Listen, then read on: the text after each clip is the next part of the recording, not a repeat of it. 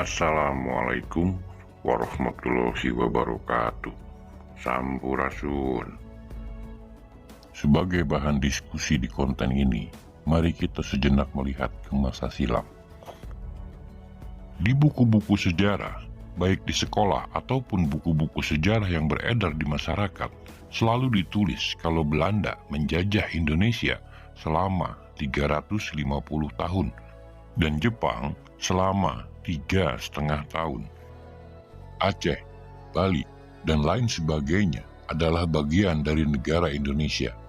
Apakah seluruh wilayah Indonesia sekarang termasuk Batak, Aceh, Bali dijajah oleh Belanda selama 350 tahun juga? Faktanya tidak demikian. Sebagaimana yang diungkap oleh peneliti sejarah Batara Hutagalung, kesalahan pertama adalah kalimat Belanda menjajah Indonesia 350 tahun adalah penggunaan kata Indonesia. Sebelum bangsa Indonesia dilahirkan dan negara Indonesia didirikan pada tanggal 17 Agustus 1945 sebagai entitas politik, Indonesia tidak ada. Yang awalnya dijajah oleh Belanda adalah kota-kota, pulau-pulau kecil, kerajaan-kerajaan, dan kesultanan-kesultanan di Asia Tenggara. Yang relatif mudah dikalahkan yaitu kota Jayakarta dan Kepulauan Banda, kemudian baru meningkat ke kerajaan-kerajaan dan kesultanan yang lebih sulit untuk dikalahkan. Bentuk penguasaan juga berbeda-beda, ada yang melalui peperangan dan ada juga yang melalui perjanjian, yaitu mengakui dan tunduk kepada Belanda dalam kerangka Pax Nederlandika atau kedamaian di bawah naungan Nederland. Tetapi tidak juga dapat dikatakan tunduk kepada kerajaan Belanda karena sistem pemerintahan Belanda berganti-ganti pada masa itu. Dari republik ke kerajaan dalam kurun waktu penjajahan juga berbeda-beda. Sejak awal abad ke-16, 5 negara Eropa Barat saling bersaing memperebutkan wilayah-wilayah Asia Timur dan Asia Tenggara yang akan dijadikan jajahan mereka. Kelima negara itu adalah Portugal, Spanyol, Inggris, Belanda, dan Perancis.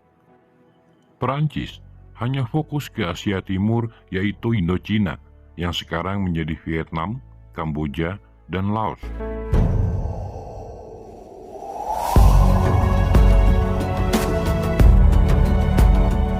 Berdasarkan perjanjian Saragossa, Spanyol menyingkir ke Filipina. Orang-orang Belanda yang pertama kali menginjakkan kaki di Banten adalah Cornelis dan Frederik de Houtman pada tahun 1596. Pada waktu itu, Belanda berbentuk republik. Pada tahun 1596, belum dimulai penjajahan. Ketika Belanda mendirikan kongsi dagang VOC pada tanggal 20 Maret 1602, juga belum dimulai penjajahan. Waktu itu, Belanda masih meminta izin pada penguasa di Banten dan kemudian di Jayakarta untuk mendirikan kantor dagang, serta menyewa sepetak lahan di Jayakarta. Awalnya hanya berupa bangunan dengan pondasi batu dan dinding kayu.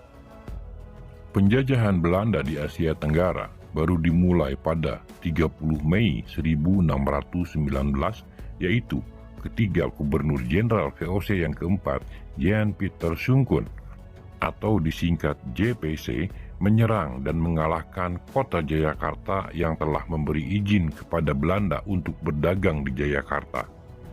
Nama Jayakarta kemudian diganti menjadi Batavia. Kemudian, tahun 1621, JPC menyerang Kepulauan Banda, yang pada waktu itu Kepulauan Banda adalah satu-satunya wilayah di dunia yang menghasilkan pala, yang harganya di Eropa dapat mencapai 300 kali lipat dari harga pembelian di Banda. Belanda membantai hampir seluruh penduduk Banda. Diperkirakan jumlah yang dibantai oleh Belanda sekitar 13.000 orang. Hanya sekitar 1.000 orang yang dapat menyelamatkan diri ke pulau-pulau lain. Kemudian, sisa yang hidup sekitar 800 orang dibawa ke Batavia dan dijual sebagai budak. Dengan demikian, yang paling lama dijajah oleh Belanda selama kurang lebih 320 tahun hanya Jayakarta dan Kepulauan Banda. Sampai tanggal 9 Maret 1942, yaitu ketika Belanda resmi menyerah kepada Jepang dalam Perang Dunia Kedua atau Perang Asia Pasifik. Inggris dan Belanda berhasil menyingkirkan Portugis dari Asia Tenggara. Hanya Timur Timur yang tetap dikuasai oleh Portugis. Setelah menyingkirkan Portugis, Inggris dan Belanda saling memerangi untuk merebut Asia Tenggara. Beberapa perjanjian bilateral dilakukan oleh Inggris dan Belanda, di mana dilakukan tukar guling wilayah jajahan. Tahun 1667, Pulau Run di Kepulauan Banda yang dikuasai oleh Inggris ditukar dengan Manhattan yang kini bagian dari New York, USA. Pada tahun 1824, Temasek yang kini kita kenal sebagai Singapura yang dikuasai oleh Belanda ditukar dengan Bengkulu yang dikuasai oleh Inggris. Belanda dan Inggris sepakat untuk membagi dua pulau Papua. Dengan Portugis, Belanda sepakat untuk membagi dua pulau Timor. Belanda tidak sekaligus mengalahkan dan menguasai berbagai kerajaan dan kesultanan di Asia Tenggara. Belanda memerlukan waktu hampir 300 tahun untuk mengalahkan satu persatu kerajaan dan kesultanan di Asia Tenggara, yang kemudian wilayah kekuasaannya dinamakan Nederland Indi. Tahun 1871, dalam perjanjian Anglo-Dat Kreasi, yang juga dinamakan Sumatera Treaty, dicapai kesepakatan besar antara Inggris dan Belanda untuk mengakhiri pertikaian dalam memperebutkan wilayah jajahan. Inggris menyerahkan sepenuhnya kepada Belanda untuk menguasai seluruh Sumatera yang belum sepenuhnya dikuasai oleh Belanda. Di lain pihak, Belanda tidak akan mengganggu Inggris di Semenanjung Melayu. Pada waktu itu, di Sumatera, Kesultanan Aceh dan Kerajaan Batak belum dikuasai oleh Belanda. Dalam rangka mewujudkan Pax Nederlandica dan menguasai seluruh Sumatera, pada tanggal 26 Maret 1873, Belanda menyatakan perang terhadap Aceh. Perang Aceh menewaskan sekitar 100.000 rakyat Aceh, berlangsung sampai 1904.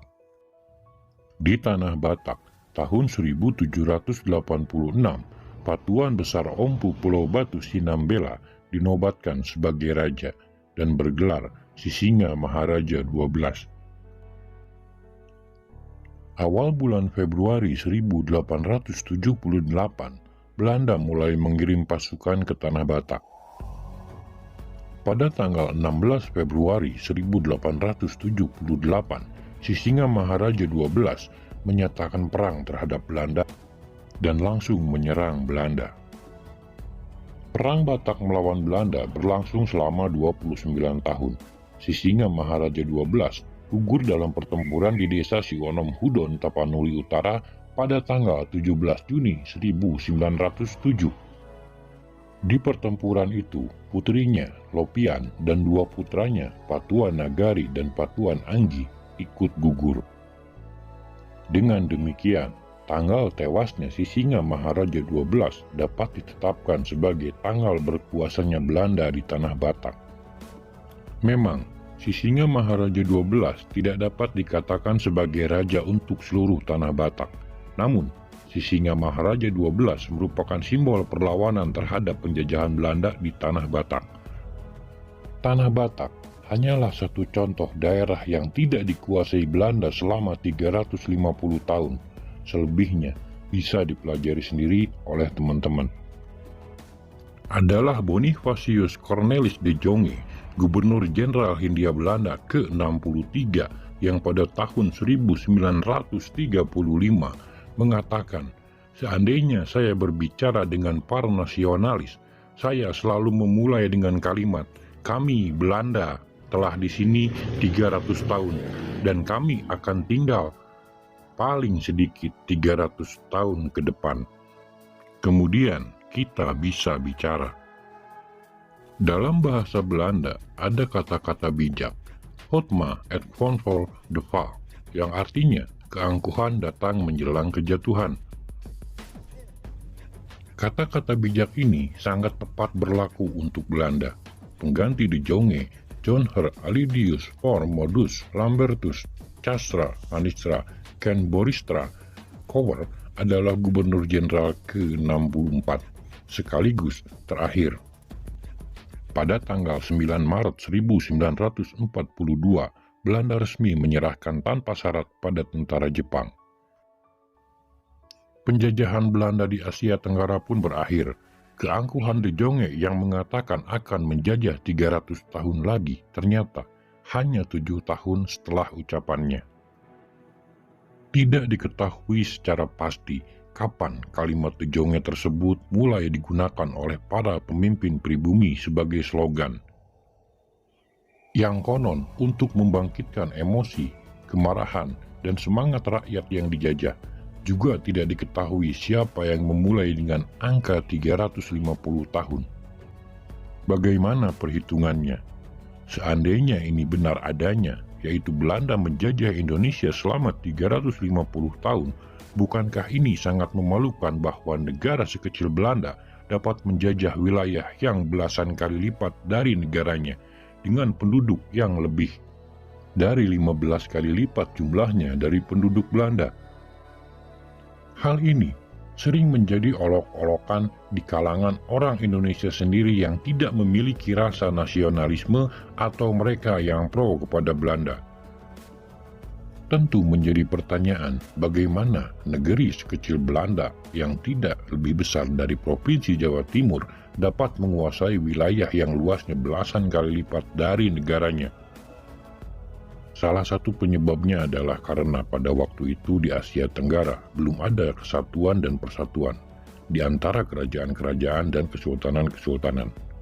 Bahkan, kerajaan-kerajaan dan kesultanan-kesultanan tersebut saling menyerang untuk saling menguasai. Belanda memanfaatkan rivalitas ini dan bahkan mengadu domba.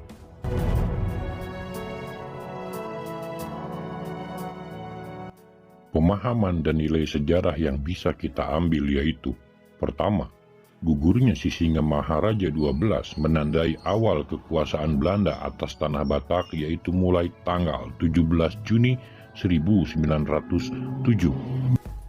Yang kedua adalah nilai heroiknya, yaitu sang raja gugur dalam pertempuran bersama putra-putri dan rakyatnya.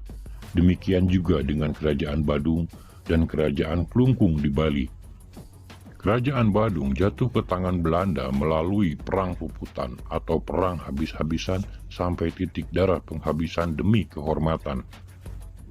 Kerajaan Badung dikuasai oleh Belanda pada tanggal 20 September 1906 dan Kerajaan Klungkung dikuasai oleh Belanda setelah Perang Puputan Klungkung pada tanggal 28 April 1908. Dalam Perang Puputan, Raja Badung gugur dalam perang tersebut, demikian juga Raja Klungkung tewas dalam Perang Klungkung. Perang Dunia Kedua atau Perang Pasifik dimulai pada 7 Desember 1941 yang diawali dengan penyerangan Jepang terhadap pangkalan militer Amerika di Pearl Harbor, Hawaii. Kemudian, Jepang menduduki satu persatu wilayah-wilayah jajahan negara Eropa, termasuk jajahan Belanda di Asia Tenggara yaitu Nederland, Indi. Akhir Februari 1942, seluruh Asia Tenggara kecuali Jawa telah dikuasai oleh tentara Jepang. Pada tanggal 1 Maret 1942, tentara Jepang menyerbu pertahanan Belanda dan sekutunya Amerika, Inggris, dan Australia di Jawa. Pada tanggal 9 Maret 1942, Belanda resmi menyerahkan jajahan pada tentara Jepang. Tanggal 9 Maret 1942 inilah yang dapat ditetapkan sebagai tanggal resmi berakhirnya penjajahan Belanda di Asia Tenggara. Dengan demikian, penjajahan Belanda di Asia Tenggara dengan tepat dapat disebut dari tanggal 30 Mei 1619 sampai tanggal 9 Maret 1942. Hal ini sekaligus menjadi penjelasan bahwa Tanah Batak dikuasai oleh Belanda dari tanggal 17 Juni 1907 sampai dengan 9 Maret 1942, hanya sekitar 34 tahun. Yang jelas, bukan 350 tahun.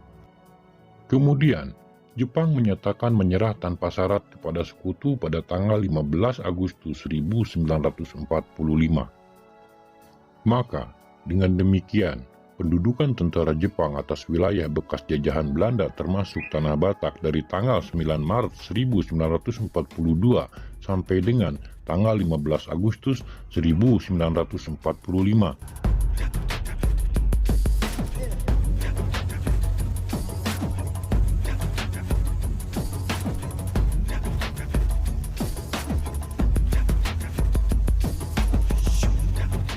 Profesor Grace Dudik Johannes Racing, guru besar Fakultas Hukum UI, yang keturunan Belanda Jawa, juga berpendapat bahwa Belanda tidak menjajah Indonesia selama 350 tahun.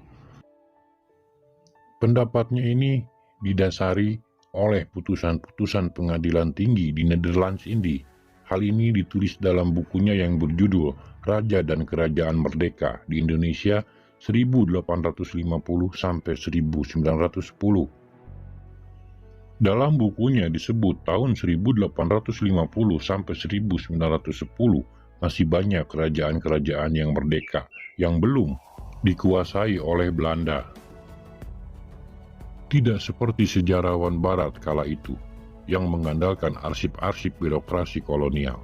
Racing membedah dokumen-dokumen hukum dan surat-surat perjanjian milik kerajaan-kerajaan di Nusantara. Sebenarnya, tanpa menjadi pakar hukum pun, kita sendiri dapat menyimpulkan bahwa pada akhir abad 19 sampai awal abad 20, Kerajaan Pagaruyung, Kesultanan Aceh, Kerajaan Batak, dan lain-lain belum dikuasai oleh Belanda.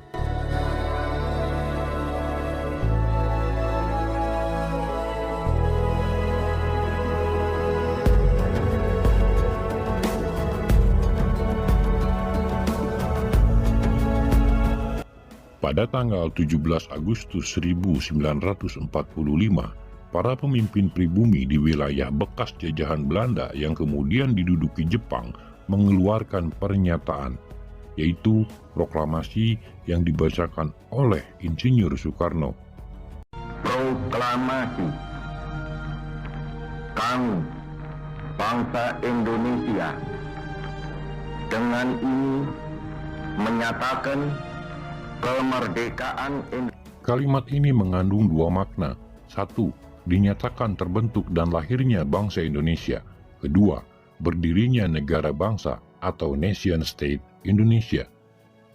Kedua hal ini merupakan realisasi dari ikrar para pemuda pribumi dan wilayah jajahan Belanda yang dicetuskan dalam Kongres Pemuda II pada tanggal 28 Oktober 1928 yang juga dikenal sebagai Sumpah Pemuda. Sejarah mencatat, setelah seluruh kerajaan dan kesultanan di bekas wilayah jajahan Belanda bersatu menjadi negara dan bangsa Indonesia. Oleh karena itu, negara-negara yang ingin menguasai Indonesia akan terus berusaha memecah belah persatuan dan kesatuan Indonesia, agar Indonesia kembali menjadi negara-negara kecil yang mudah untuk diadu domba dan dikalahkan. Terima kasih telah mengikuti video kami sampai selesai. Silahkan tulis pendapat Anda di kolom komentar. Sampai ketemu di konten berikutnya.